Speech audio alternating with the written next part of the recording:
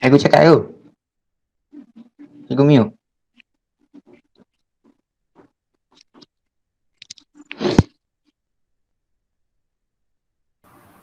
Ya, Assalamualaikum warahmatullahi wabarakatuh. Rupanya cikgu dah cakap dari tadi. Cikgu tak perasan, cikgu dah buka mic. Aduh, okeylah cikgu mula sekali lagi lah. Ya, Assalamualaikum warahmatullahi wabarakatuh. Macam tu cikgu dah cakap. Cikgu ulang lah apa cikgu cakap tadi tentang akaun delima mulai 28 hari bulan Jun. Untuk akaun biasa ni, akaun percuma Google, Meet-nya akan dikurangkan. Google Meet ni awak boleh buat dalam sejam. Bila awak buat Google Meet dalam sejam dia tutup diri, dia tak boleh.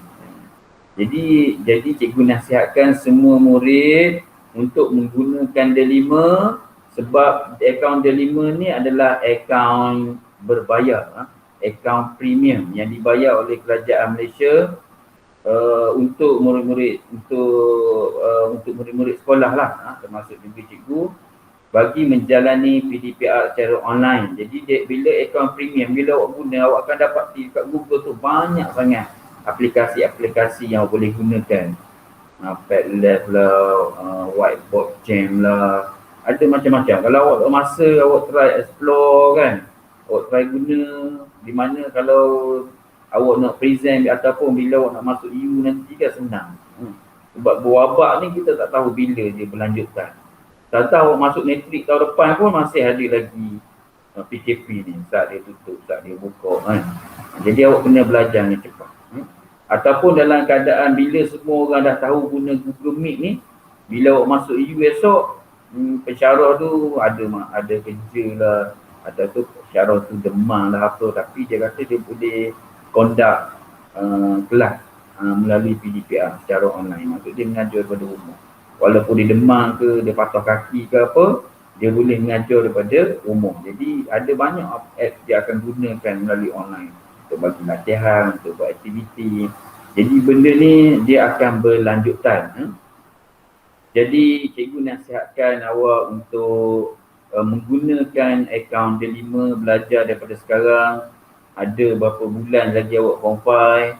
Jadi gunakan sepenuhnya, explore, cari bahan-bahan yang berguna lah untuk awak. Jangan terlalu layan sangat benda yang memang atas online ni macam-macam awak boleh layan cerita Korea, boleh layan lagu, layan tu, layan ni nak layan, nak buat kek lah, nak buat tu. Jadi benda-benda macam tu kita boleh layan sebenarnya. Sebab kita kalau tengok buat kek, kita boleh rasa seronok sekejap je. Daripada awal dia buat kek sampai tutup, lepas tu dia pun makan kek, kita pun tengok. Lepas tu hilang gitu, macam tengok movie je sebenarnya. Sebenarnya kalau kita betul-betul nak belajar buat kek, kita kena ada buku nota kata. Kena ada pen. Jadi kita catat apa yang video YouTube tu duk cerita. Itu baru betul belajar. Kalau setakat kita duk tengok, saya minat orang buat kek. Saya minat orang buat ayam. Saya minat tengok orang make ayam lautan. Ada belaka dalam YouTube tu sebenarnya. Saya minat lagu tu, lagu ni. Tengok saya minat orang berlakon gini-gini cara. Jadi kita tak belajar mana. Jadi belajar yang sebenar ialah awak kena ada buku dan pen, awak buat catatan. Jadi panjang pula introduction tu. Jadi cikgu nak cakap wajar sekali jika awak guna akaun biasa dalam Google Meet ke ataupun dalam aktiviti harian awak, cikgu nasihatkan awak guna delima.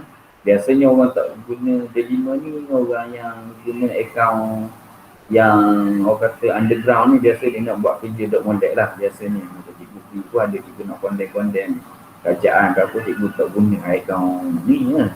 Sebab benda ni dia boleh cari dan boleh didakwa sebagai buat komen jelek. Awak tak boleh guna akaun ni lepas tu awak konten Agung, konten Tutar, yelah Tutar Kedah ke, Tutar Johor ke, awak konten.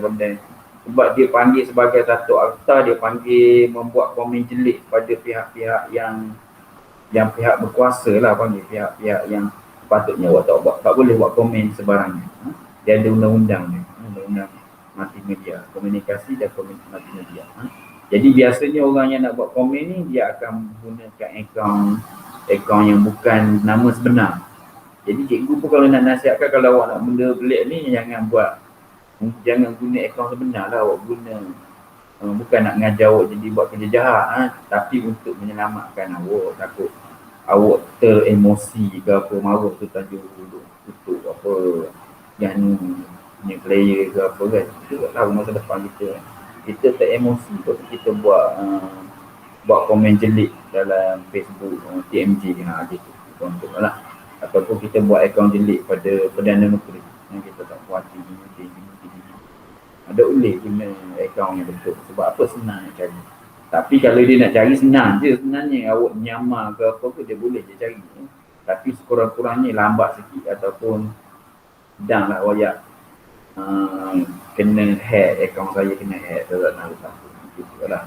Biasanya orang buat alasan macam tu lah. Kalau awak dengar awak buat komen jelek ni, biasa bila dia tangkap, bila siasat dia yang gitu lah.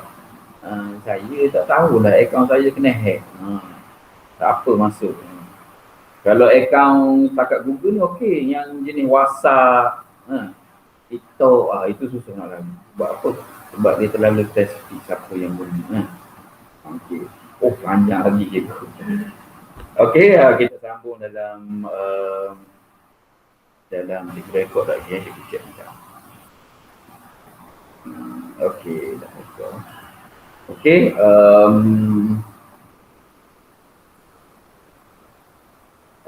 kita sambung lukisan bangunan. Untuk murid GKT, iaitu grafik komunikasi teknikal, awak dihendaki untuk menguasai kemahiran melukis lukisan bangunan. Lukisan bangunan ni topik yang keempat. Jadi ada 3 benda komponen yang awak kena kuasai. Yang pertama ialah awak kena kuasai pelan lantai. Yang pelan-pelan tapak ni tak apa, ini just untuk soalan bahagian A dan A je. Untuk bahagian B ni pelan lantai, pelan bumbung biasa suruh buat. Dan juga pelan biasa terperinci lah, tapi dia tak spesifik, biasa untuk pandangan sisi sahaja.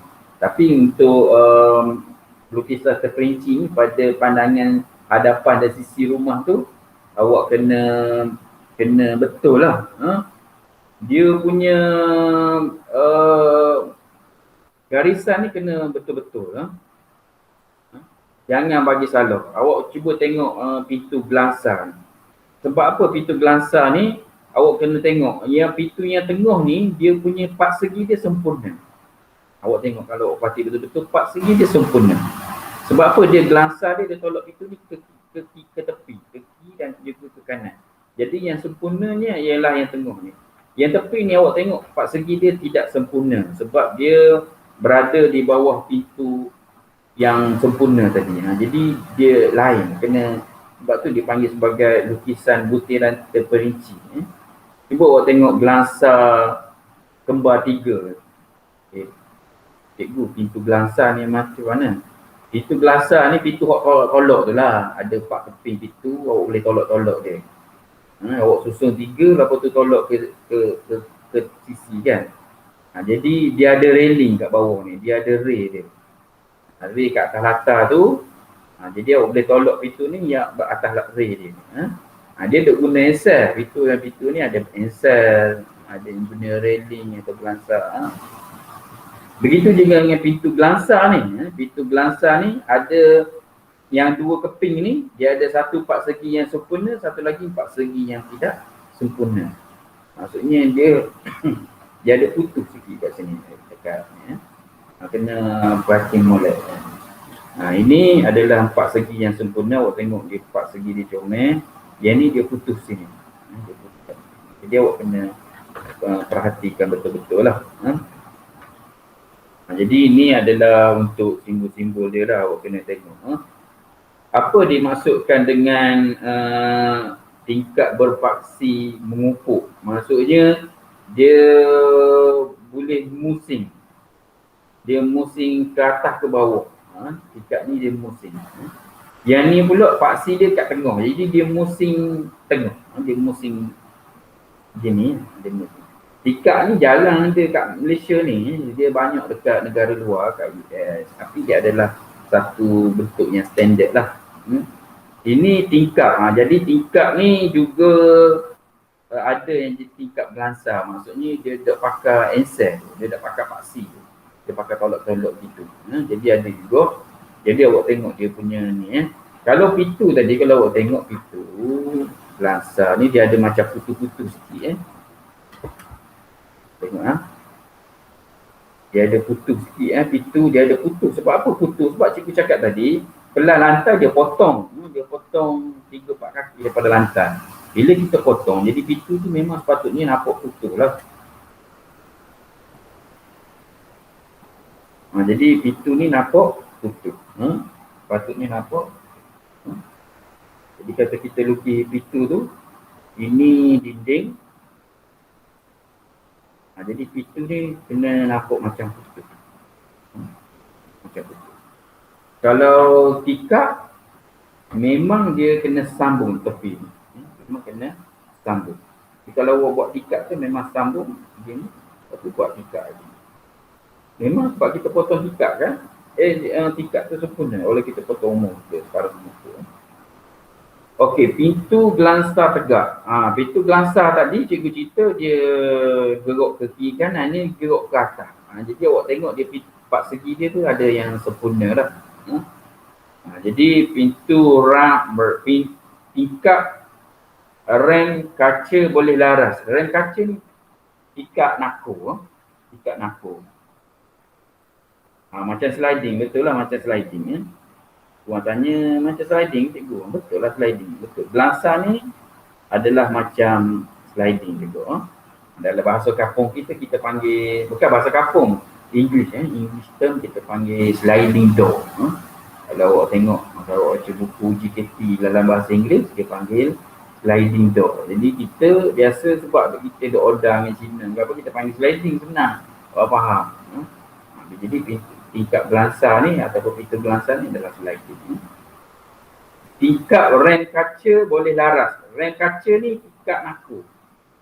Tingkap macam tingkap nako lah, kita boleh laras, boleh buka, boleh tutup kan. Tahu kan tingkap nako kan. Kita boleh buka, dia ada macam lengan kecil tu kan, tepi tu kan. Kita boleh buka tutup. Kita panggil tingkap rem. Ada juga tingkap rem kaca tetap ada juga. Maksudnya ada kat pintu, biasa kat tingkap tandas. Kalau ada kat pintu, kita ada tandas, lepas tu kita ada lubang udara, biasa kita guna rem kaca tetap. Kita dok buka tutup pun yang tu. Tapi ada juga rumah yang buat rem kaca untuk yang bilik air tu boleh laras, ada juga. Sebab apa boleh laras? Sebab dia nak tutup kadang-kadang katu kan. Kalau nak hujan tu katu kan banyak kan. Jadi dia tak boleh lah katu masuk dalam bilik air. Kan kalau nak mandi, nak apa, buka lapu, tak ingat lapu, tutup. Lepas tu katu hari penuh dalam bilik air kan. Jadi biasa ada juga orang tutup lubang angin tandas, ada yang buka. Kalau yang buka tu kena berhati-hati lah, kalau buka lapu tandas tu kena tutup cepat-cepat. Sebab apa, kalau katu hari habis. Jadi ada orang buat tingkap kaca, tingkap rem ni, tingkap kaca ni ada yang boleh laras, ada yang boleh buka tutup. Lepas tu dia ada gerbang lah. Gerbang ada daripada ruang ke ruang tu. Kata nak pergi ruang tamu ke ruang makan, kita buat sedikit gerbang dia. Boleh. kita nak buat gerbang, jadi kita tanda gerbang. Kalau tak buat gerbang, tak payah buat benda-benda. Ini kita nak gerbang. Konkret, ramai yang masa buat assignment bagi ni tak buat konkret. Cikgu tak faham betul. Mungkin dalam buku nota dekat talima yang sahabat benam ni, dia tak ada bahagian konkret. Cikgu check tu memang tak ada. Jadi dia terpakai tak buat. Jadi sedangkan kita ada buku teks tu, cikgu buku teks. Jadi ini adalah corok konkret lah. Corok dinding bata gini. Dan ada tak yang tak guna dinding bata? Ada. Sekarang ni telah ada guna dinding, terpanggil dinding dinding pasang siap. Dia mari seketul daripada kilang keping gitu. Ada yang buat dengan konkrit tebal yang dinding pasang siap ni. Ada yang campur dengan polimer, dia campur dengan sintetik. Dia campur dengan ada macam-macam bahan lah. Jadi dinding ni dia agak ringan dan kuat. Senang nak bawa daripada kilang ke tapak pembinaan. Jadi ada yang guna konkrit penuh ni sebab dia ialah dia nak buat bangunan yang tinggi lah. Jadi kalau awak tengok kondo-kondo tu, kadang-kadang nak buat sakca besi tu agak mahal. Jadi apa dia buat ialah dia buat dinding konkrit yang betul-betul kuat. Jadi dia macam buat Lego lah. Dia buat Lego, dia susun je dinding yang konkrit yang tebal yang gagah ni. Jadikan sakca untuk kondo tersebut. Jadi dia tak perlu banyak guna tiang yang besar-besar. Ada juga projek pembinaan, dia buat tiang dengan beam tu yang kukuh. Jadi dia pasang hanyalah dinding yang ringan saja. Jadi selain daripada dinding bata ni, ada tengok projek tu dia tengoklah ada yang guna dinding pasang siap. Dia panggil IBS, dia panggil sistem IBS ni maksudnya bahan-bahan tu dibuat di kilang. Datang kat sat kita tengok dia. Lepas tu kaca tubing gini. Okey, kita tengok jenis-jenis bumbung. Kita bumbung tebing ataupun kita panggil bumbung layar lah. Dia ada dua, dia macam A kat pada sisi ni sebenarnya. Tapi ini paling simple lah. Dia pasang sini. Jadi awak kena pastilah kecerunan dia kat sini. Ini pucuk dia. Jadi dia air akan turun ke sana. Ini airnya akan turun ke sana. Untuk bumbung di Malaysia, mesti tahap kecondongan ni adalah 30%. 30 darjah. Minimum 30 darjah. Tapi untuk amalan sat dekat Malaysia ni adalah 45 darjah. 45 darjah dia punya kebanyak untuk yang cantik lah. Sebab apa? Sebab Malaysia ni penerima hujan yang agak banyak lah. Kita adalah beriklim khatulistiwa jenis tropika di mana dia adalah hujan sepanjang tahun. Jadi memang awak kena guna cerun yang 45 ya. Cikgu. Ya. Tu kalau masa dia rumah hak guna hak dah guna tak tahu. Hak dah guna tak? Dekat hak tua. Yalah.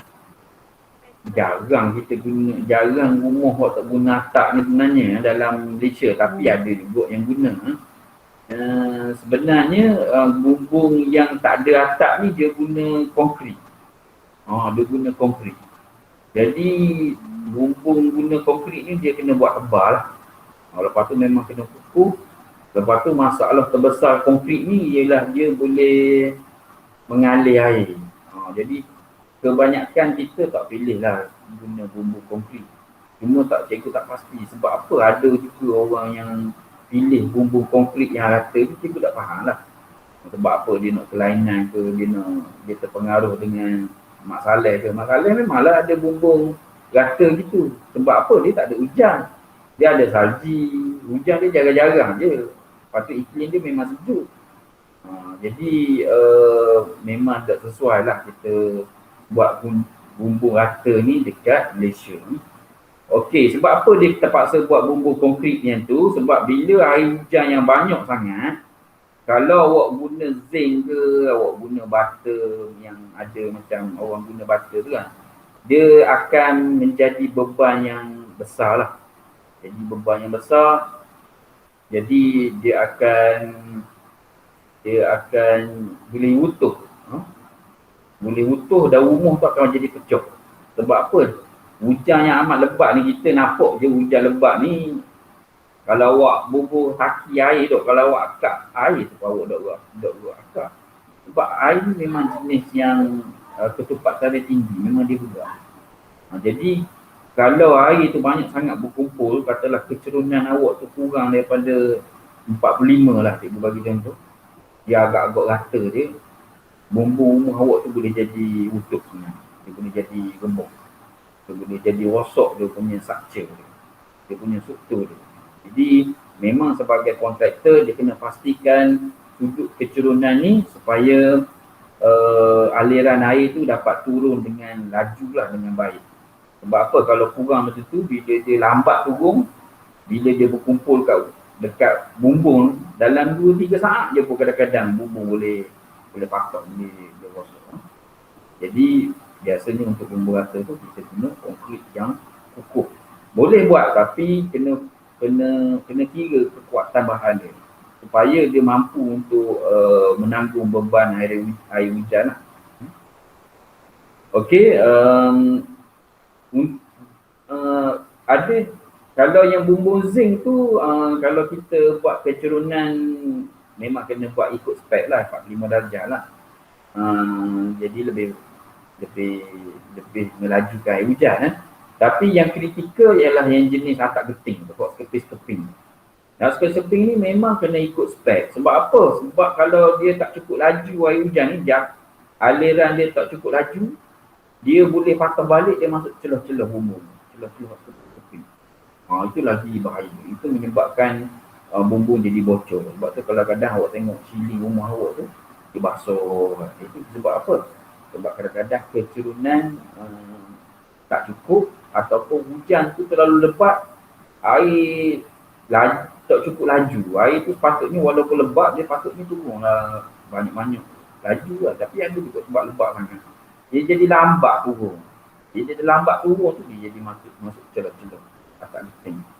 Dan kadang-kadang dia boleh masuk dalam kena siling awak. Kalau terlalu sangat bocor, siling awak akan jadi kulap ataupun rutuh. Sama-sama dia rosak siling.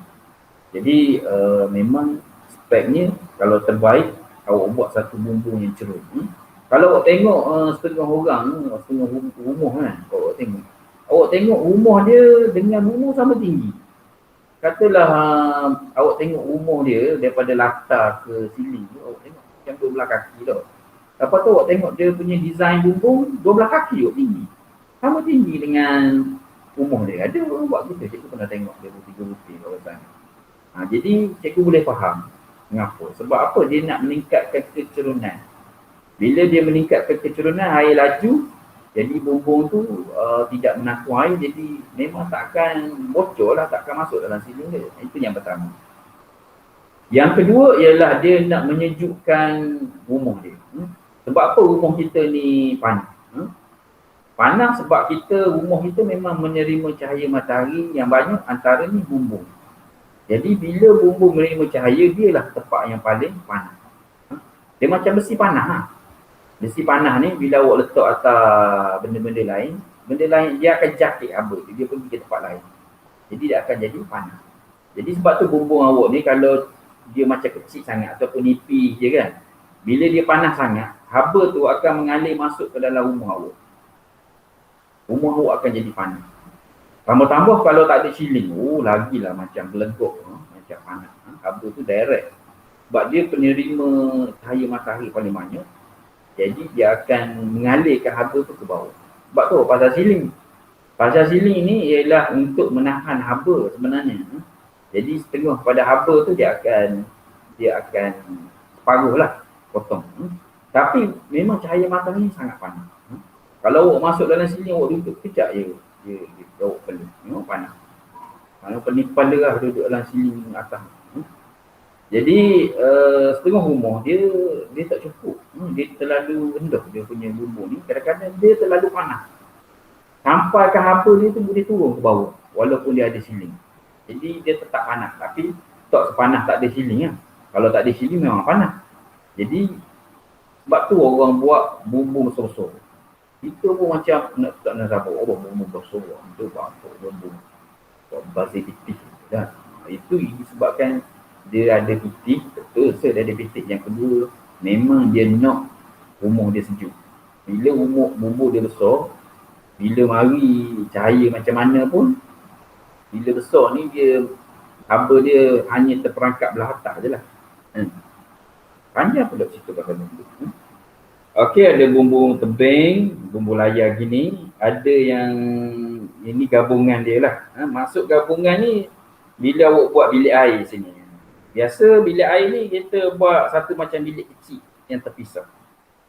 Jadi dia ada terkeluar sikit lah binaan dia. Biasa dia akan jadi gini. Ataupun rumah awak tu awak nak buat biasa ada bilik, ada tu. Lepas tu awak nak buat ruang tamu, dia ruang yang berlainan. So awak buat dalam L shape. L shape. Jadi awak akan jadi kena buat gabungan bumbung. Jadi gabungan dia macam ni lah bentuk dia. Bentuk asas dia macam ni, bentuk gabungan dia macam ni. Kemudian kita ada jenis bumbung limas. Bumbung limas ni kalau tebing ni, bumbung limas ni macam si tadi untuk tebing layar ni. Berhenti ni gambar.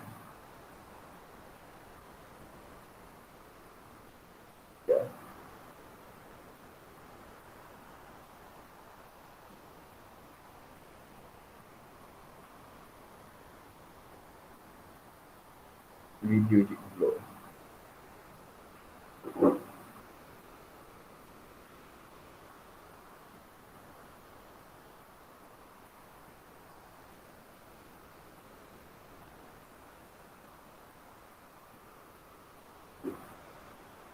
Hilang juga. Okey, okey, untuk tebing layar ni kalau awak tengok air hujan dia turun dalam 2 cerun saja. Sini, sini. Sini untuk setiap segmen lah, untuk setiap segmen. Maksudnya segmen yang untuk yang ini 2 cerun sini, sini. Untuk segmen yang ni dia turun sini, turun sini. Dia ada 2 cerun saja. Secara asasnya untuk setiap kawasan, ni kita panggil satu kawasan, ni panggil 2 kawasan. Setiap satu kawasan tu dia ada 2 cerun saja. Untuk bumbung limas, dia ada 4 cerun. Untuk satu kawasan ni dia ada 4 cerun. Maksudnya dia turun sini, turun sini, turun sini, turun sini. Dia ada 4 cerun. Dia turun sini, dia turun sini, dia turun sini. Sebab apa kena ada orang buat bumbung limas? Yang pertama ialah untuk melajukan lagi air hujan. Jadi kalau yang jenis tebal layar ni, dia air hujan lama sikit duduk tu sebab dia lambat sikit. Tapi yang ni betul-betul laju lah. Sebab apa? Dia ada 4 cerunan. Jadi air hujan tu memang laju je semua sekali. Memang cepat lah. Cepat air hujan itu. Dari segi bumbung pun, bumbung dia akan jadi lebih tinggi. Kalau yang tebing layar ni awak boleh ngelak lagi buat 30 darjah, buat nipis je, boleh jimat bahan.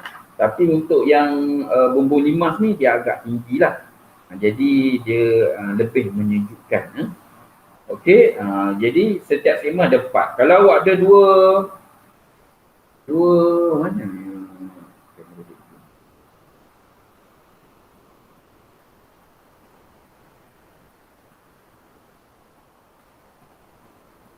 Beli kamera baru juga, foto telefon baru.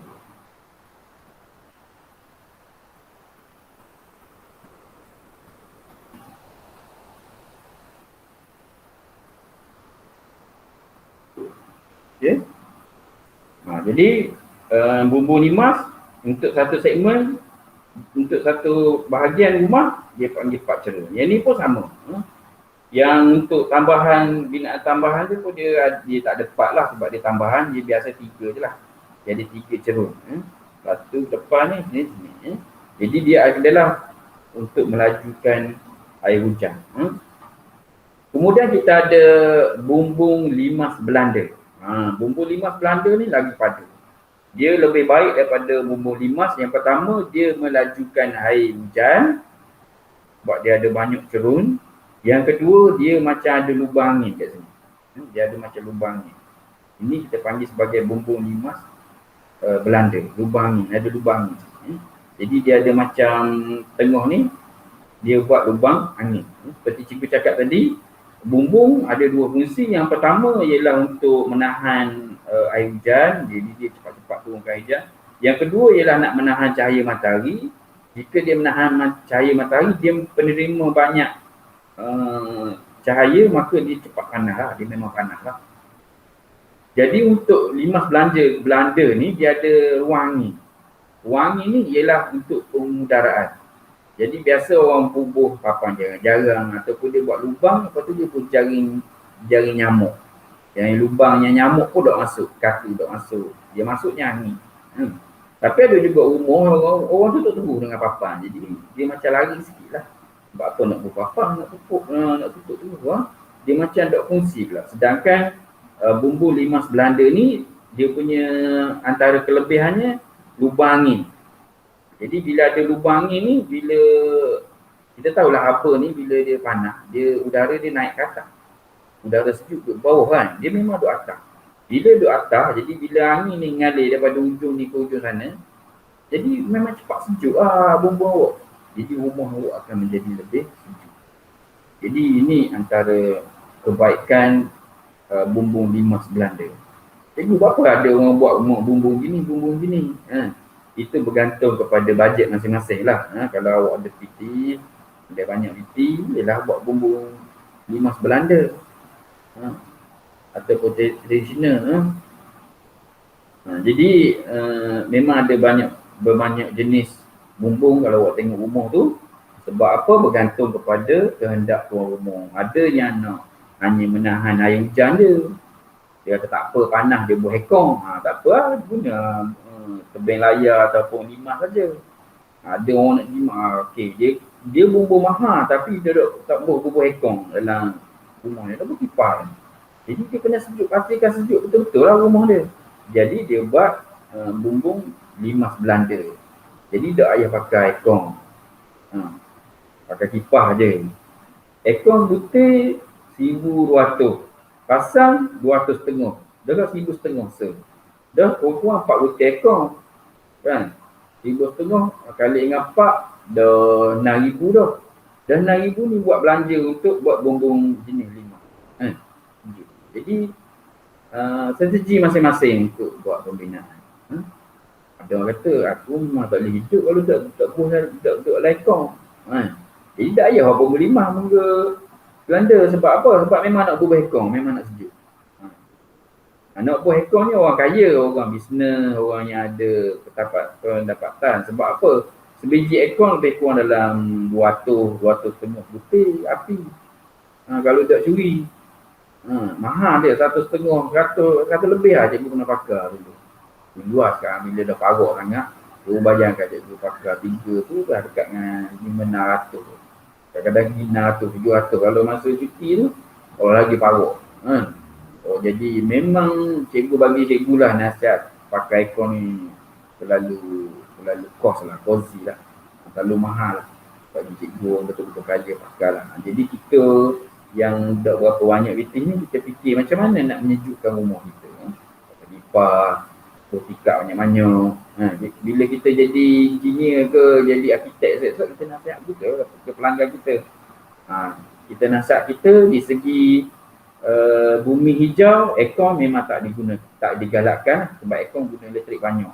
Bila dia guna elektrik banyak, jadi TMB terpaksa bakar lagi minyak petrol. Bila bakar minyak petrol lah penipisan ozon. Sebab apa bumi ni makin panas? Sebab kita banyak bakar minyak. 70% elektrik Malaysia ni datang daripada pembakaran petroleum. Kita bakar diesel. Bukan bakar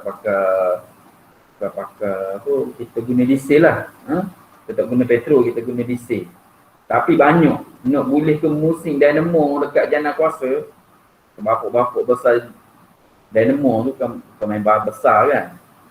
Buat awak fikirlah berapa banyak diesel yang perlu digunakan untuk memusim dynamo, untuk menghasilkan elektrik. Lepas tu awak pakai aircon pula, memang banyak lah kita membakar. Sebab tu kita bila aircon ni kita sebut, walaupun dia nama dia inverter ke apa ke, dia masih tidak menghijaukan bumi. Jadi awak fikir satu lebih ke bentuk rumah, yang sejuk, yang di mana yang memilikinya tidak perlu guna aircon.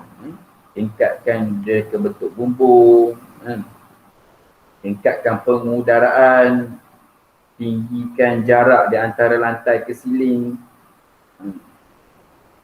Ada orang nak masuk. Punya orang masuk. Insya Allah nak masuk dah, orang mau tidur. Dok tu yang makan nasi lemak dia tidur mula. Saya bangun tadi pukul 7 tu saya makan nasi lemak mengantuk. Tidur mula. Makan pulut kuning. Mana Syah? Okey, ada setengah jam lagi ni. Kita masuk ya. Okey, cikgu nak tunjuk sesuatu lah. Ini dah nak masuk kelas lantai ya. Nanti kita buat praktikal sikit lah. Buat praktikal sikit ya. Buat. Cikgu nak tunjuk contoh contoh package rumah yang ada dalam kawasan rumah kita lah. Itu.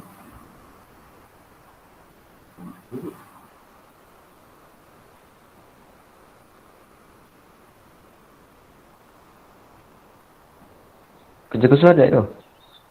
Kerja kursus ada dah. Tapi kerja kursus ni banyak guna komputer. Jadi cikgu tengah fikirlah macam mana. Dalam minggu depan cikgu buat keputusan dia. Banyak guna LK ya. Okey, view.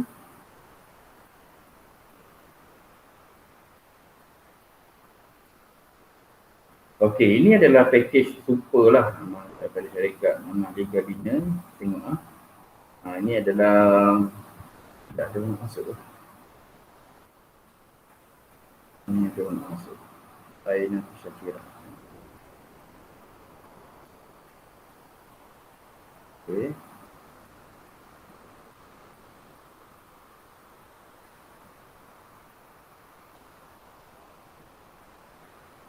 Ini contoh rumah. Contoh rumah. Ketinggian dia. Biasa spek macam ni lah kalau kita nak buat rumah tu. Masa kita nak mula-mula nak reka bentuk rumah kita tu, kita kena tahu gambaran sebenar apa yang kita nak lukis. Kita tak boleh nak lukis ni dengan tiba-tiba rasa nak lukis. Ada. Jadi cikgu tunjuk satu spek rumah yang bawa boleh imaginekan dan awak terjemahkan dalam bentuk lukisan bangunan lah. Ini adalah contoh daripada pandangan depan lah. Kita boleh nampak kaki 5. Mesti ada kaki 5. Kaki 5 ni biasa dia sama aras kedudukannya dengan bumbung, tepi bumbung. Jadi dia akan berada di sepanjang tepi bumbung. Jadi bila air hujan tu jatuh, dia tu masuk ke lokang di sebelah kaki 5 tu lah. Jadi kaki 5 tu adalah bergantung berapa panjang antara dinding dengan bumbung. Jadi itulah luas kaki 5. Biasa ditetapkan 3 kaki lah. 3 kaki daripada dinding rumah tu, kita buat kaki 5, itulah jarak dinding dengan bumbung. Dan biasa kita buat jarak dah lantai daripada lantai rumah dengan lantai tanah. Dengan atas tanah itu kita ada jarak sedikit. Biasanya bergantung pada bajet lah. Untuk yang bajet besar tu dia buat tinggi, rasa macam lain sikit lah. Kalau kurang bajet tu dia buat 1 kaki. Ada yang buat tu atas tanah. Tapi kena tengok lah. Kalau kawasan tu kawasan banjir, awak tak boleh buat 1 kaki, 2 kaki. Kena buat 4 kaki, 5 kaki biar tinggi sikit. Kalau ada air naik tu tak ada lah. Macam terus kena pindah ke apa kan. Maksudnya bukan kawasan banjir, maksudnya kawasan air naik lah. Kalau kawasan banjir ni awak tak boleh buat rumah tinggi, kena buat rumah yang tinggi. Okey. Ni kerangka dia. Ini masa nak buat tiang lah. Jadi tiang ni awak kena pasti juga sebab apa bila awak buat macam kapak ke apa, awak kena buat tiang. Memang kapak tu tempat kaki kereta tu. Awak kena pasti tiang kat mana. Baru boleh awak buat parking kereta. Sebab apa kena tahu parking kereta pula cikgu? Sebab parking kereta tu adalah berbumbung. Jadi memang awak kena buat bumbung untuk parking kereta. Ni penting lah. Itu ni nampak dah orang sembuh ubat anak-anak. Ni dia buat beam. Buat beam.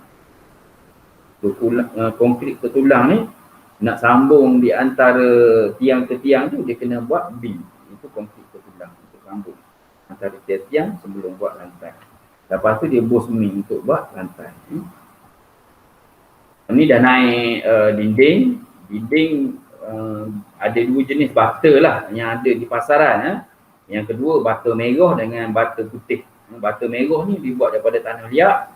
Dia guna mesin, guna tanah liat, buat bata 4 segi, lepas tu dia bakar dalam oven lah. Bakar dalam tempat pembakaran lah. Bila dia bakar tu dia akan jadi keras dan juga kering. Kerasnya macam batu. Kalau kapak kepala bila pecah kepala, jangan main-main dengan bata merah. Kalau dah bakar tu mungkin dia lembut sikit lah. Tanah merah kat rumah kita pun kalau kita petong balik anjing, bukan anjing lah, ayam ke apa, boleh mampu. Jangan main-main dengan tanah. Ada dua jenis bata merah dengan bata putih. Bata putih tu pula dia guna pasir, campuran pasir dengan simen. Pasir halus, pasir kasar sikit. Lepas tu guna simen. Dia murah sikit lah. Guna pasir ni dengan tanah ni mahal tanah lagi lah. Tanah dekat. Okey, ada orang kata, cikgu tak pastilah. Cikgu dari segi saintifiknya, cikgu tak pasti lagi. Orang kata bata merah lebih sejuk banding dengan bata putih. Bagi cikgu, buat pencarian cikgu setakat ini, sama sahaja. Cuma bata merah ni dia menyerap semen dengan baik lah. Maksudnya bila awak nak pelah, nak buat dinding tu, awak guna semen sikit saja.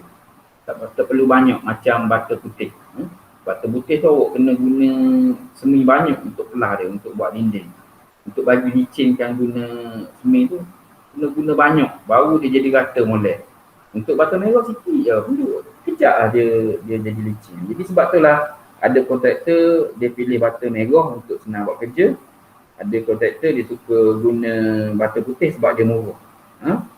Jadi bergantung dia pada pemilik lah. Kalau pemilik rasa putih dia banyak, dia bata merah. Bata merah ni cikgu nak kata sejuk tu bergantung pada bumbung juga. Awak buat bata merah, bumbung kecil lipi je, masalah juga, memang panas juga sebenarnya.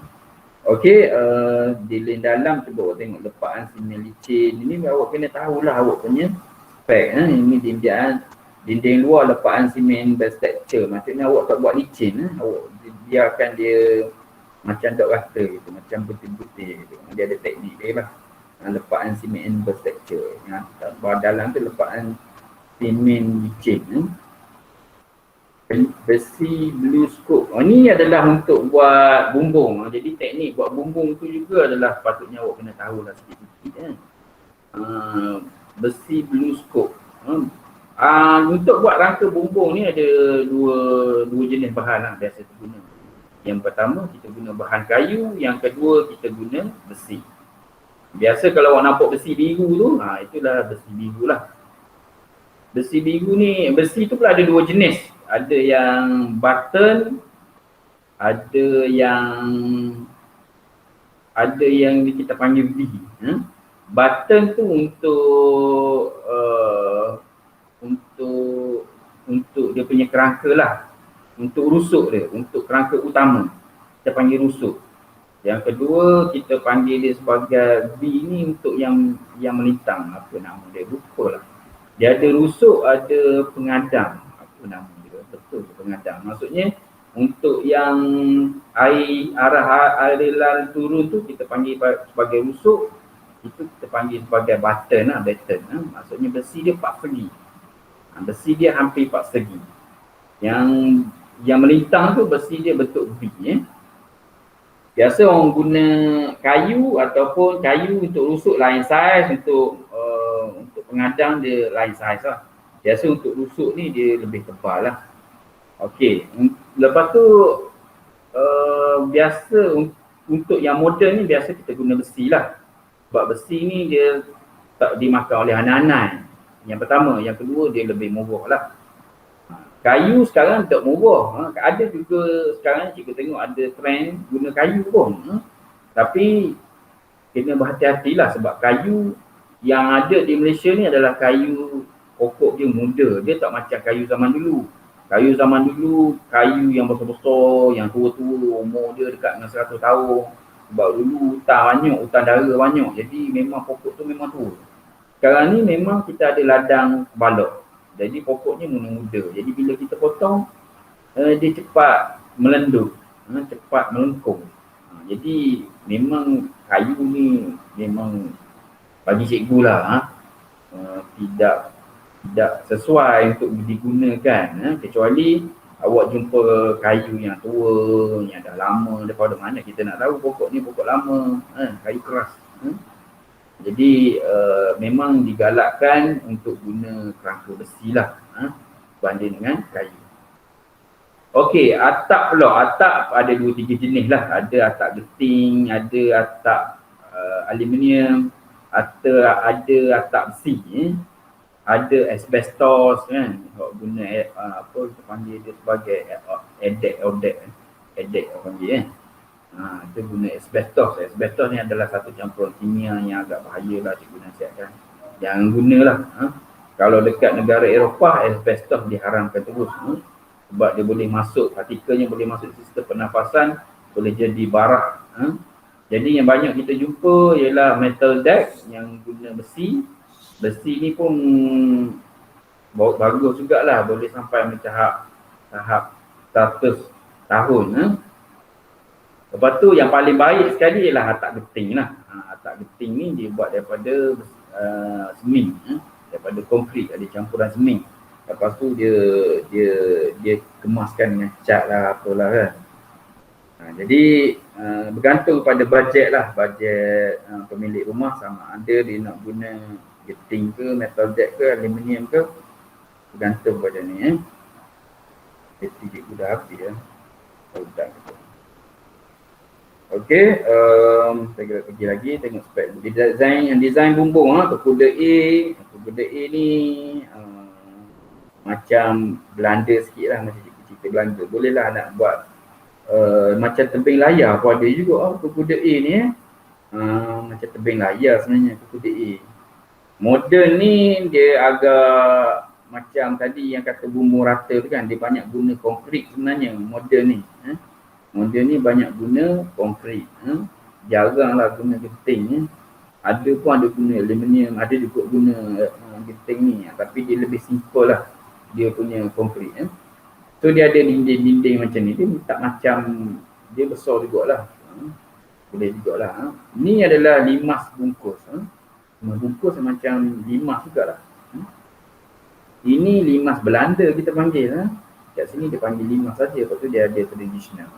Nampak tak ni lubang ni kat sini ni. Ini tak ada lubang ni. Jadi dia agak panas. Yang ni memang ada lubang ni. Patutnya dia lebih sejuk lah. Kalau cikgu pilih bumbung limas. Cuba awak tengok dia punya kecerunan dia. Ini turun sini, ini turun situ. Dia ada pembahagi dia kat sini. Ini awak kena buat lining dalam pelan awak ni. Untuk membezakan ini cerun ni kat sini, cerun dia kat sini. Tengok cara dia turun macam mana.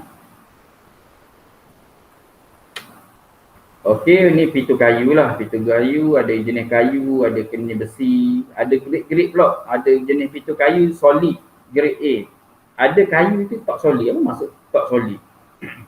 Maksudnya dia buat rangka guna kayu kecil, kayu halu.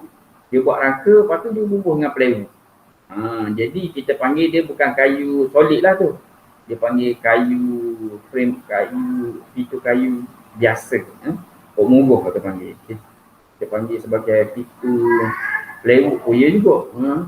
Jadi dia guna frame kayu kecil, kemudian ditutup dengan plywood. Yang ini memang kayu solid ni maksudnya keping papan yang tebal.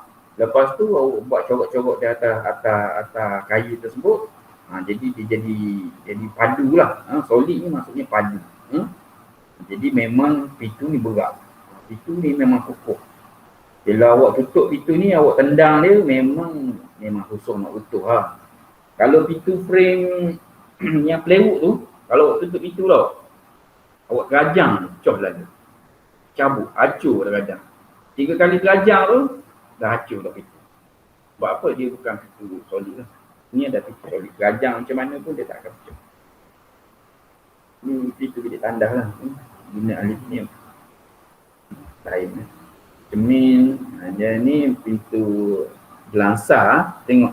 Pintu belangsa. Bukan. Ini adalah casement brown. Bukan pintu belangsa. Dia boleh buka. Ada encel kat tepi ni lah. Ini ada kekal lah. Tak boleh buka. Ini kita panggil sebagai cermin apa? Kekal tadi cermin yang kekal lah. Ini tiles. Kau tahu dia punya simbol dia macam mana. Ini spek-spek dia lah. Spek anda campur evidence. Okay, ni tiles kan. Ini package ni menawarkan 250 sekaki mengikut KPS lah. Semua lantai tu adalah tile kan. Jadi awak kena mention dalam lukisan bangunan pelan lantai awak ni, tile ni jenis apa, kena bagi tahu. Ceiling, pendawaian. Awak lepas ni ada belajar lukisan elektrik ini adalah 3 pasal. Ada 2 jenis pendawaian dari rumah, sama ada 1 pasal ataupun 3 pasal. Kalau 1 pasal ni biasa untuk rumah kecil-kecil, cukup memadai 1 pasal lah. Sebab rumah kecil dia kadang-kadang dia tak guna aircon. Kalau guna aircon pun 1, 2 macam tu. Untuk 3 pasal ni dia guna elektrik yang sangat banyak lah. Jadi dia terpaksa guna 3 pasal. Kipas lah. Ruang ni mesti ada kipas. Ni penting lah bila kipas ni yang misal buat lukisan elektrik nanti. Ni tangki, halaman. Benda-benda macam tangki ni pula awak ada topik lukisan per pipe. Ini pun awak kena tahu. Ini pun masuk dalam spek package umum lah kalau awak kena fikir kan. Ini dia punya piping ringkas lah. Kat mana nak pasang bentungan ni tak masuk dalam awak punya lukisan lah. Sebagai pengetahuan lah. Tapi untuk yang sebenar mesti ada lukisan pembentungan kena ada lah. Patutnya masuk dalam pipe lah. Base.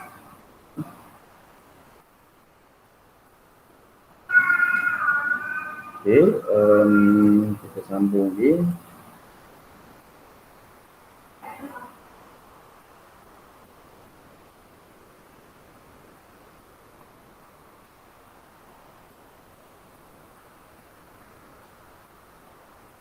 Okay, ada masa 10.20.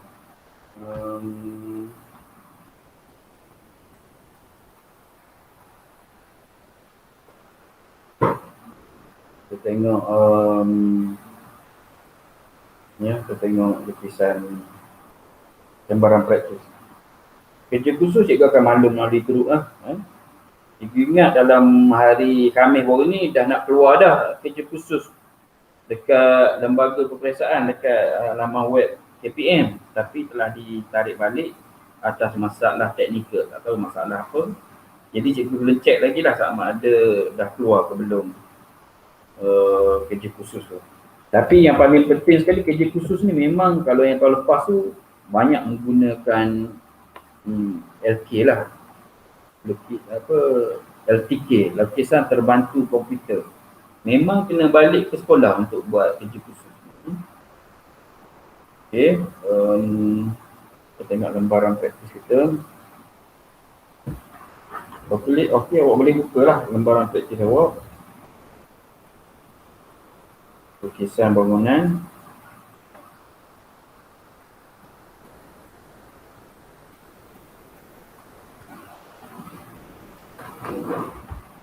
Okay. Muka surat.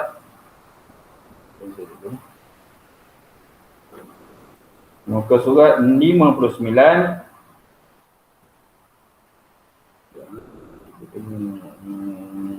Dah keluar ke belum?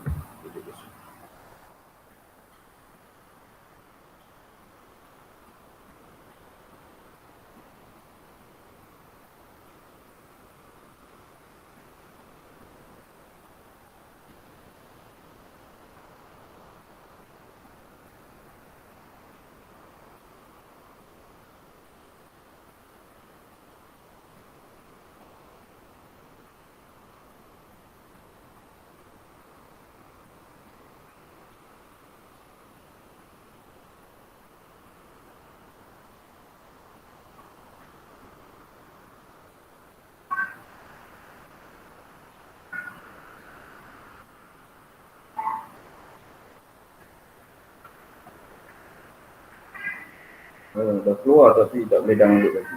Mesti dibuat di sekolah syarat dia. Kita tengok ni, dia punya syarat adalah mesti dibuat di sekolah. Okey, tak apalah. Kita teruskan. Okey, nombor 7. Rajah 3 menunjukkan lukisan bangunan. Namunkan buktiawan seninya berikut. A ialah tingkap gelangsa mengupuk. Tingkap gelangsa mengupuk. Sebab apa kita kena mention mengupuk? Sebab apa memang tingkap gelangsa ada dua jenis. Sliding door ni ada dua jenis. Iaitu mengupuk dan juga menegak. Kalau awak tengok cerita Mak Saleh, kita akan banyak jumpa tingkap-tingkap yang menegak. Kalau kat Malaysia ni jarang kita jumpa. Kat Malaysia banyak gelangsa sliding mengupuk. B ialah tadi tingkap. Ni adalah pintu gelangsa pintu tak ada ni pintu gelangsa kita panggil. Sebab dia tidak ada menegak mengupuk. Jadi kita panggil pintu gelangsa 3 lebar. Pintu gelangsa 3 lebar aja. Cikgu semua pun dia nak habis.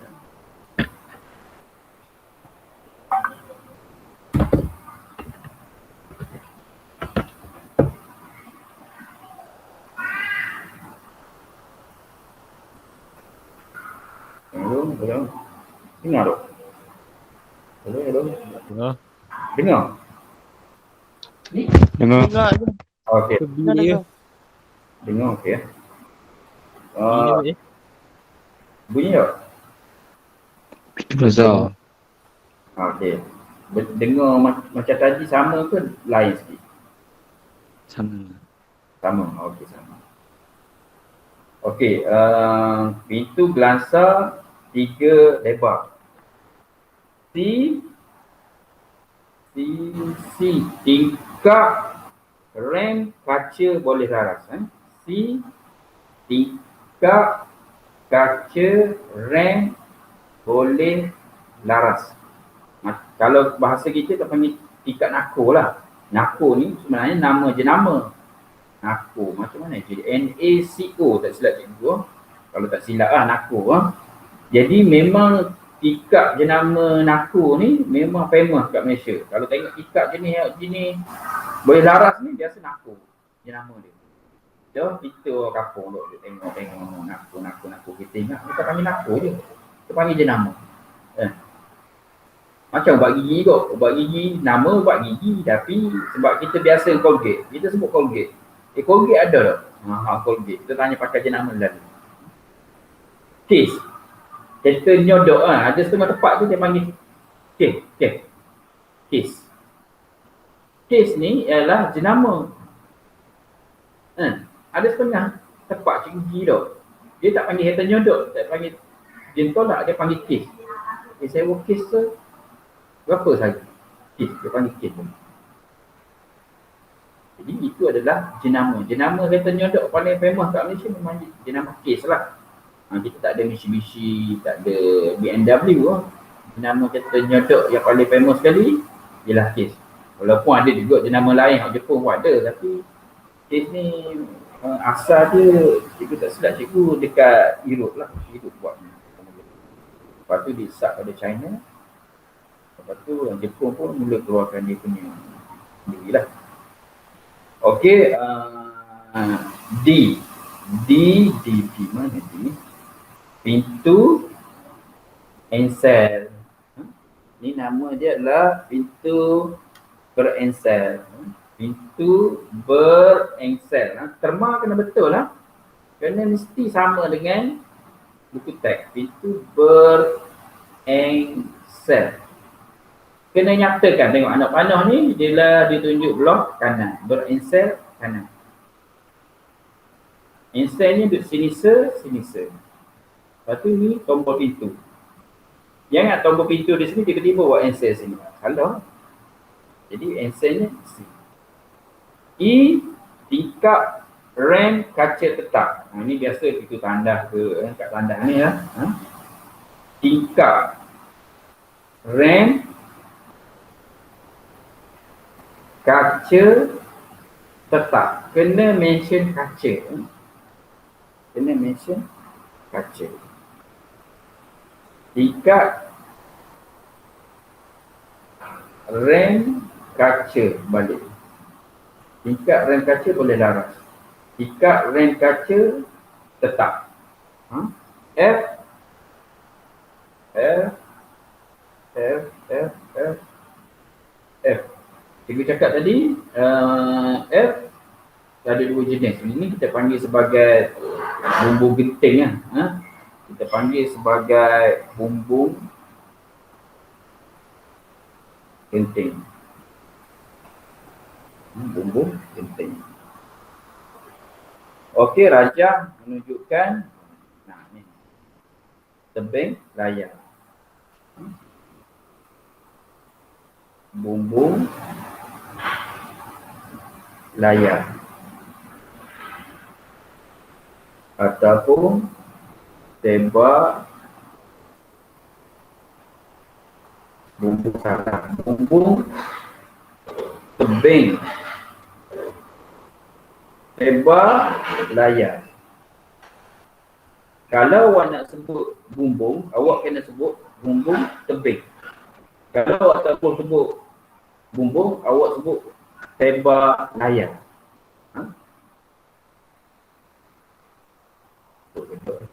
Bumbung tebing ataupun bumbung tembak layar. Itu lah senang. Bumbung tebing ataupun bumbung tembak layar. Ini bumbung limas. Sebab apa? Tidak ada lubang udara. Ini adalah bumbung limas Belanda. Sebab apa? Sebab ada lubang angin. Ini untuk bahasa moden kita panggil sebagai kekuda A. Kalau awak tengok spek-spek yang ada di internet, dia panggil sebagai kekuda A. Ini kita panggil limas bungkus. Limas bungkus. Ini tak ada dalam buku teks. Limas bungkus. Limas biasa ni adalah limas yang tak ada lubang udara. Limas Belanda ni, dia boleh jadi bumbung tradisional. Sebab apa? Dia ada lubang udara. Tradisional yang konsep rumah tradisional kita kat Terengganu ni, dia ada lubang udara. Dia semacam juga limas Belanda juga. Jadi, itu salah nampak.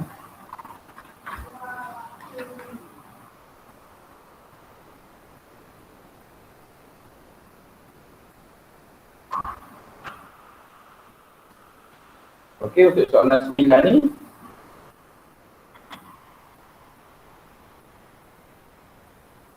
Okay, soalan 9 ni.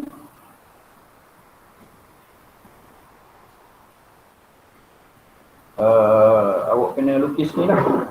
Lukis. Ini awak kena koyak letak atas papan. Cikgu nak cepat ni pukul 10.32. Macam. Okey, patutnya awak letak atas papan jomel-jomel. Jadi dia suruh lukis bumbung dengan pandangan sisi yang tak lengkap. Dia suruh lengkapkan. Okey, untuk bumbung ni biasanya kita guna sudut 45 darjah lah. Guna sudut 45 darjah. So ambil pembaris 45 darjah.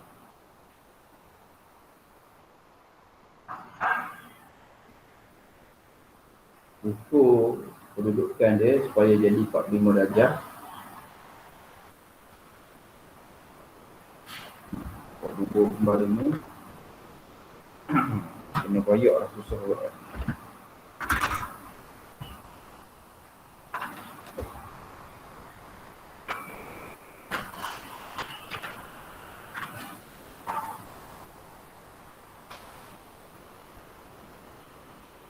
Ini setting buat. Sebab nampak macam susah. Betul buat. Tunjuk pun kena tunjuk perkara ni. Sang kita sama ke sini.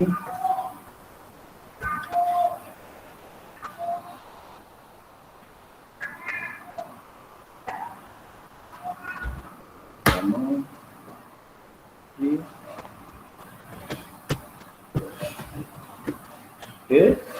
Yang ni 45 darjah. Maksudnya awak buat 45 darjah ni.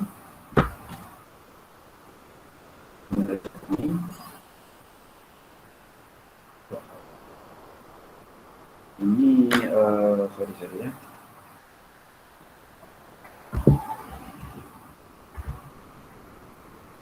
Ini adalah bumbung tebing raya. Awak just bahagi dua je lah. Bahagi dua. Ni awak cari titik tengah. Macam mana cari titik tengah tu?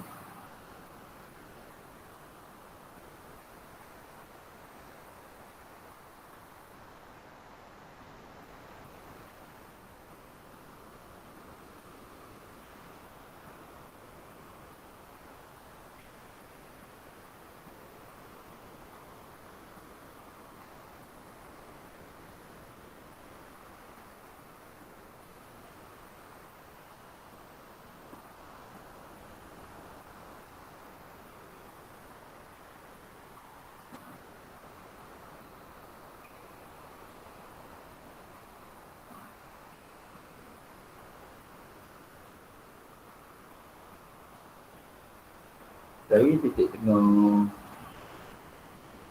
Saya dapat titik tengah dia. Saya dapat titik. So tebing raya dia.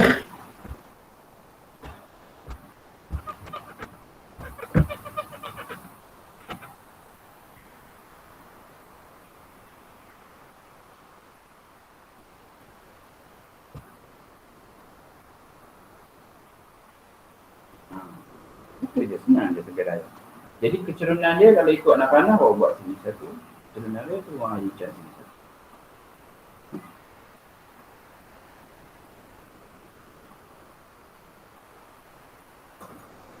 Okey, bila dah dapat titik tengah dia tu, macam mana awak nak lukis untuk pandangan sisi dia? So awak kena buat kaedah fotografi. Buat kaedah fotografi. Ambil kunci dia ni. Ambil kunci dia ni.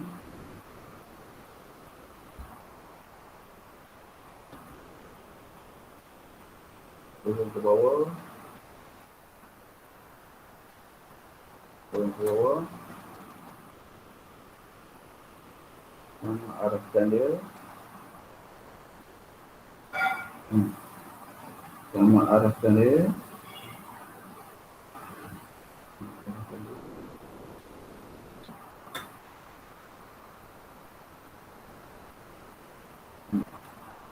So, terdapat dah dia punya dimensi untuk pandangan sisi. Ini puncak dia. Pergi kepada tepi dia. Tepi bumbung ni.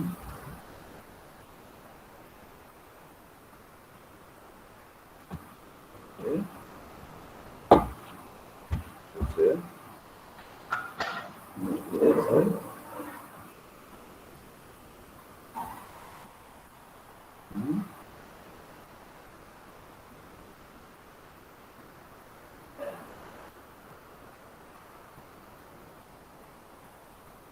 Siap untuk pandangan sisi bumbung lebar tebing layar. Okey, nombor 10.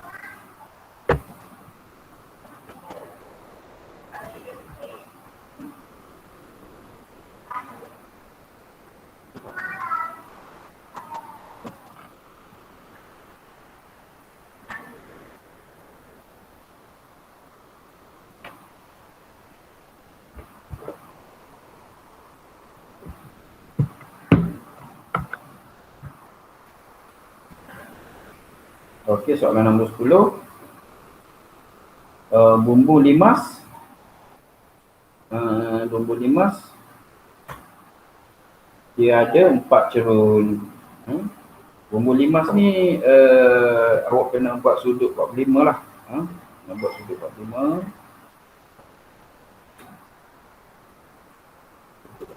Satu. Satu. Yang satu.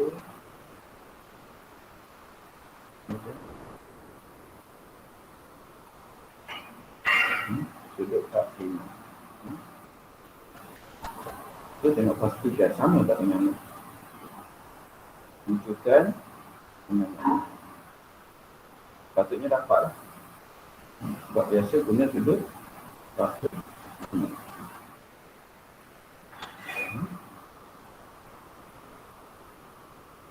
Okey.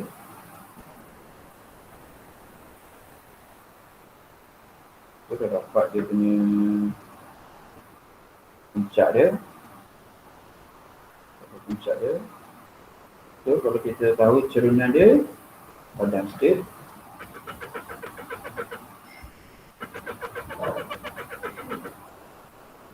Dia cerunan dia. Ini air hujan ni turun ke sini, air hujan ni turun ke sini, air hujan ni turun ke sini, air hujan ni turun ke sini. Okey, macam mana pandangan sisi dia? Kita guna fotografi.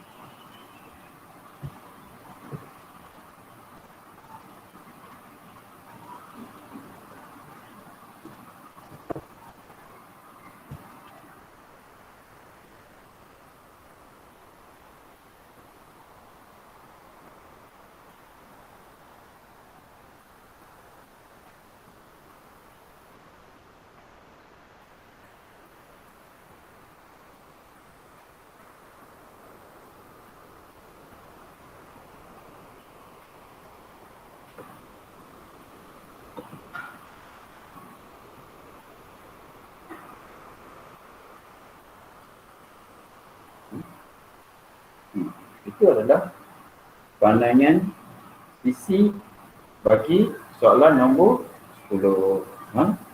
Okey, nombor 11 pula lebih kurang sama saja. Cuma awak kena pasti kedudukan tempat lubang angin dia tu. Jadi macam mana nak kena pasti? Awak buat yang ni dulu. Munculkan yang bahagian lubang ni. Munculkan.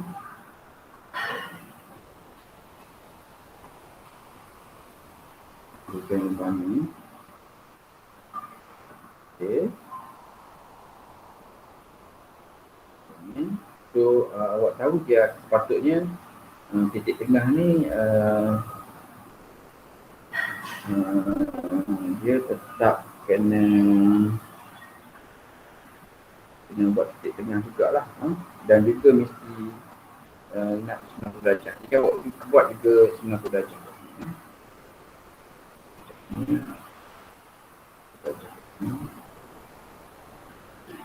Okey, kita 90 darjah betul. Untuk 45 darjah.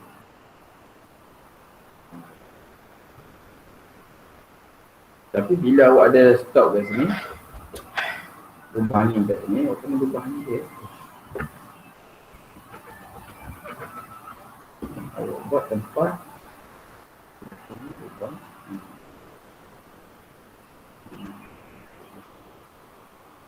Lubang ni tu.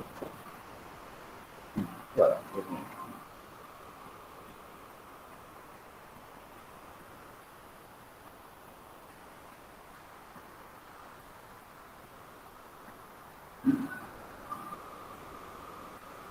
Tutup tengah.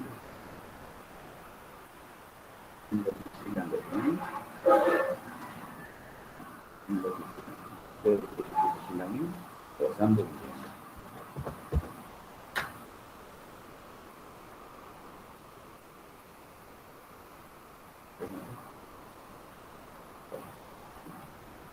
Bumbung limas Belanda awak sepatutnya macam kucing.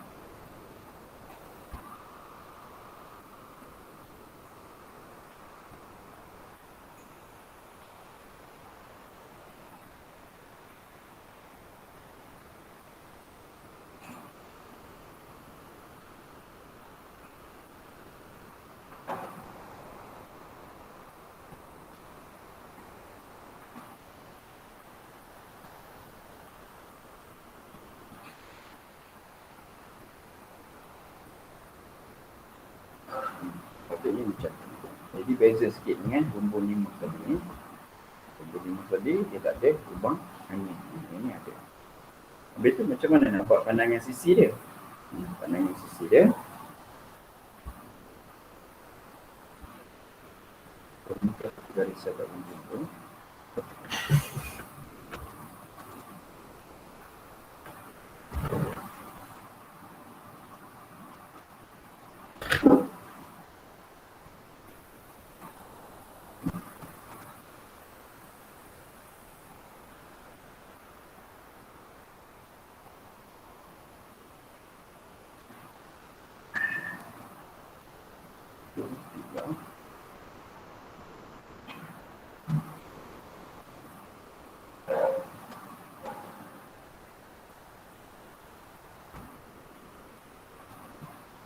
Okey. Buat garisan ni. Saya ketemu dia. Ini.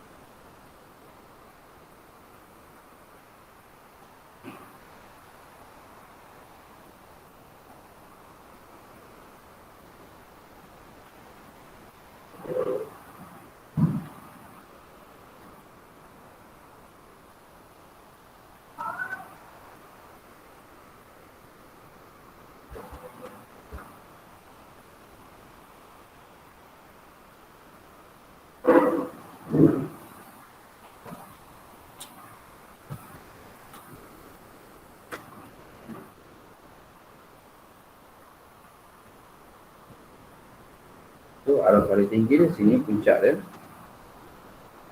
A-nya kat sini. Kemudian dia terus pada ni. So dia punya cukup lah semua.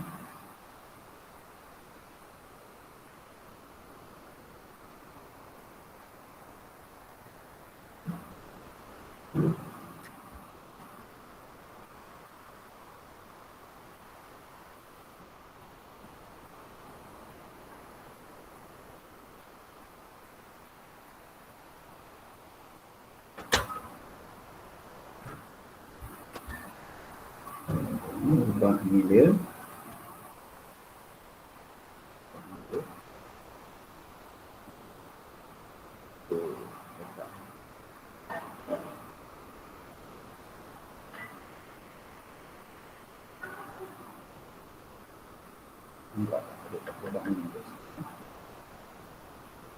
Okey, ini adalah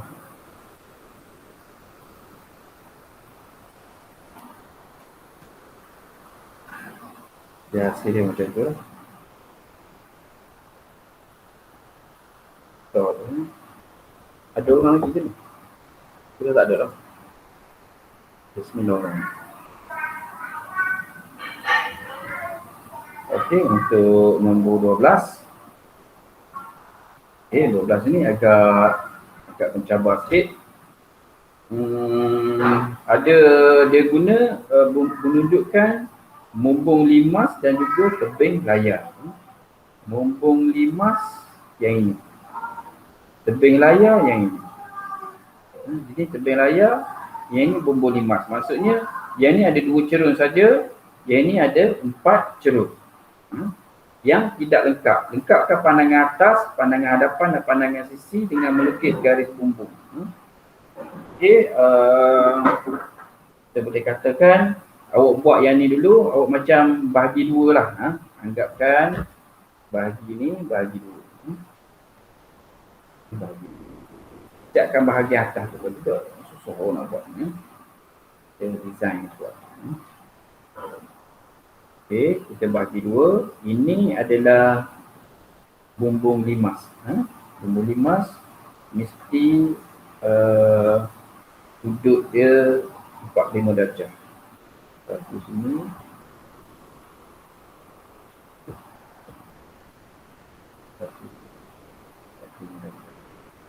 Satu. Ini pula. Itu daripada lucu ni ke sini. Lucu ke lucu. Ini bumbung limas lah. Siapkan yang bumbung limas dulu. Kemudian sambungkan antara lucu-lucu bumbung ni. Kemudian dia kata yang bawah ni tebing layar. Tebing layar mesti bagi dua. Bagi dua. Jangan ingat cari titik tengah dia.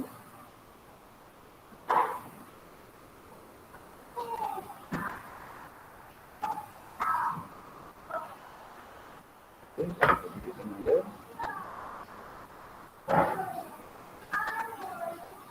Bagi dua, tebing layar kan. Bagi dua. Gitu je. Jadi kecerunan dia sini ke sana, ini ke sini, ini ke sana, ini ke sini, ini ke sana, ini ke sini. Cuma bila bumbung ni ke sini macam pelik lah sikit. Jadi awak kena gabungkan sebelah sini. Kena gabungkan. Sini dengan sini awak boleh gabung. Jadi awak ambil, sebab sini sama kan, ini kecerunan ni ke arah sini kan, macam pelik lah kan. Jadi macam mana nak jatuh air, takkan nak buat saluran air kat sini. So kita gabungkan bumbung ni dengan bumbung ni. So kita padam ni. Kita tarik bumbung ni sampai ke sana. Jadi sampai ke sana. Yang ni turun sini, yang ni turun sini, yang ni awak potong di sini.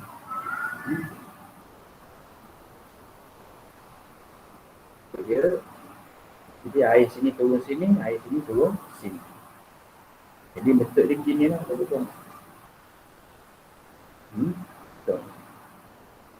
Yang ni awak akan kena hubung setting bawah dia, bawah tas. Sebab dia tu jelaskan awak punya bumbung ni, kita bentuk bumbung ni. Kan?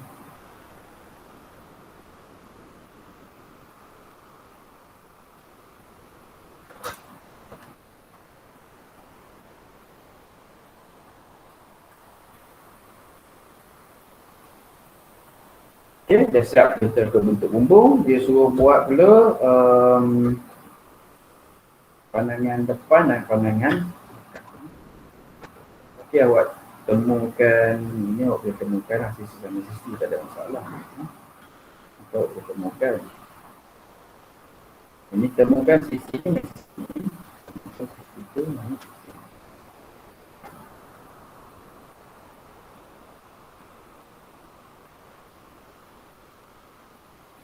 Kemudian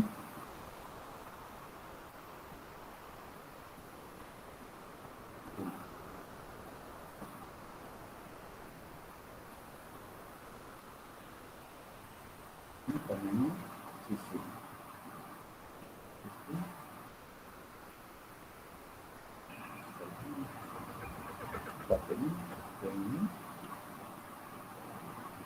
Ini ini ini.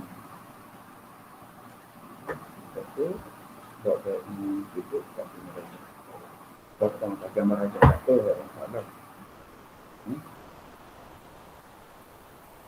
Tunjukkan garisan ini.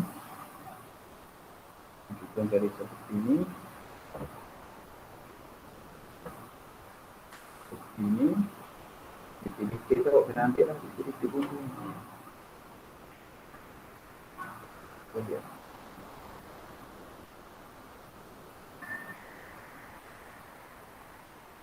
Nampak tak? Jadi tempat tekan sikit orang. Jadi hijau lah lukisan di tekan.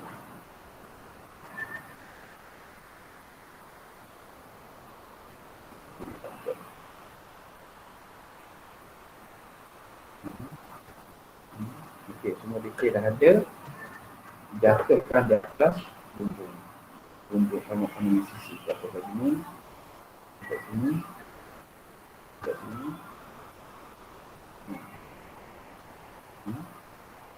Letakkan puncak dia.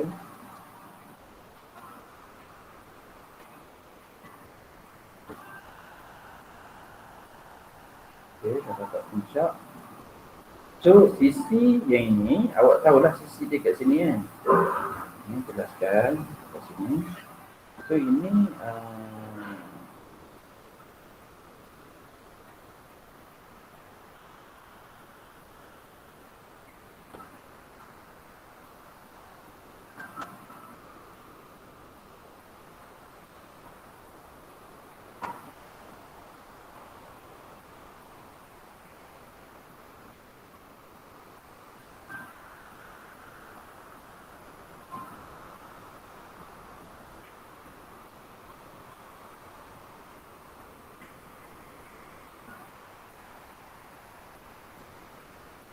detail ni tu kena turun juga. Detail ni kena turun. Detail ni kena turun. Detail ni kena turun.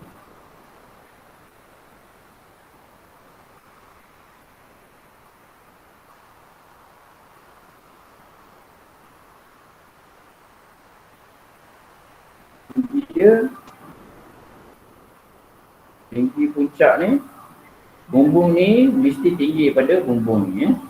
Bumbung yang ni mesti tinggi daripada ini. Tinggi dia kalau sini yang asal, tinggi dia sikit dalam agak-agak dalam 2 kaki dia. Ini puncak dia. Itu puncak untuk yang bumbung ni. So sambungkan ke tepi.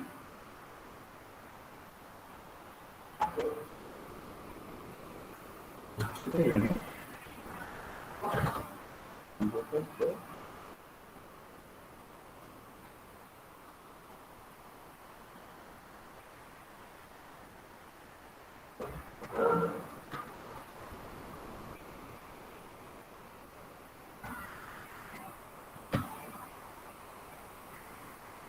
okey, dah dapat yang tu.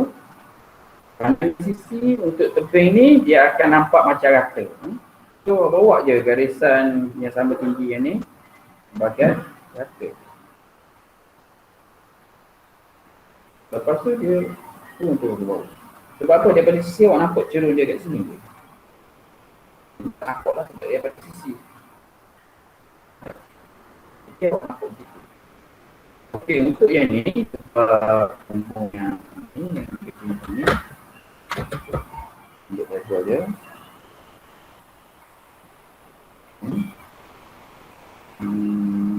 Dia punya sempadan dia sini. So awak tahu dia punya tinggi dia sini kan? Tinggi dia sini.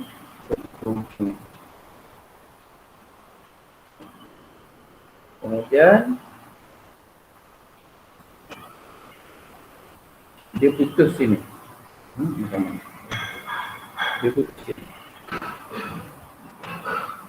Putus itu, kemudian dia sambung ke tebing layar.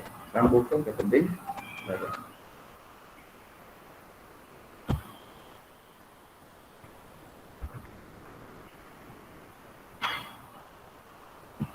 Patutnya bumbung awak nampak begitu. Bumbungnya nampak.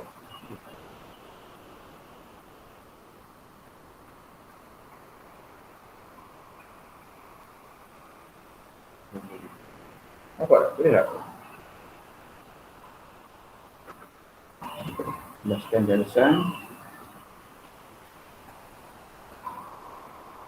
Okey.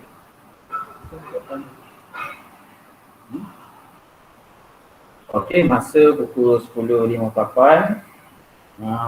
Kita ada lukisan bangunan yang ini lagi advance. Cikgu ingat dalam minggu depan satu lagi lukisan bangunan habis lah. Satu lagi kelas lukisan bangunan akan habis. Minggu depan terus kita buat muka surat 61, 62, 63 dan 64. Kita akan cuba buat terus 4 muka surat, buatlah laju. Okey, ada soalan? Ada soalan? Ingat tak? Okey, kalau tak ada soalan, awak akan ada kelas lagi pukul 11 tau. Okey, Oh. faham semua? Ada nak tanya? Faham tak? Faham. Faham. Alhamdulillah. Okey, itu saja yang cikgu nak sampaikan hari ini. Kalau tak ada apa-apa, cikgu tamatkan perjumpaan kita pada hari ini. Okey, sekian saja. Assalamualaikum warahmatullahi wabarakatuh. Waalaikumsalam. Waalaikumsalam. Terima kasih.